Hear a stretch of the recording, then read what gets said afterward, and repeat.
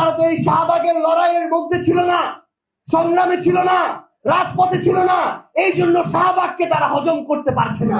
আমরা আজকের সংসদ অধিবেশনে দেখলাম আমাদের বিজ্ঞ স্বরাষ্ট্রমন্ত্রী, আমাদের সংবিধান বিশেষজ্ঞ স্যার, তিনি তার জায়গা থেকে আবার আজকে বিভিন্ন উদাহরণ, মানুষের অবজ্ঞার সুর, উনি সব বুঝে আর কেউ কিছু বুঝে না, ওই একই টোনে বিগত 6 মাস ধরে যেই টোনে কথা বলেছেন ওই টোনে কথা বলে যাচ্ছেন।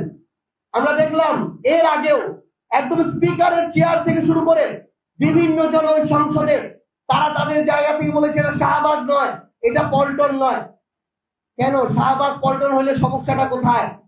সমস্যাটা আসলে ওই জায়গায়, কারণ তারা তো এই জুলাইয়ে এটা যদি তারা বলতো যে শাহবাগ স্টাইলে কথাটা বলে তারা যদি শিলং স্টাইলে কথা বলতো তাদের গায়ে তাহলে জ্বালা ধরতো না, কারণ তারা তো এই শাহবাগের লড়াইয়ের মধ্যে ছিল না, সংগ্রামে ছিল না, রাজপথে ছিল না, এই জন্য শাহবাগকে তারা হজম করতে পারছে না।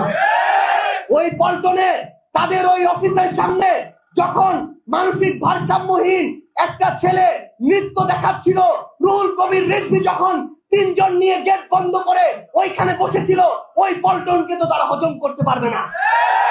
এগুলো হচ্ছে তাদের বিগত 16-17 বছরের তাদের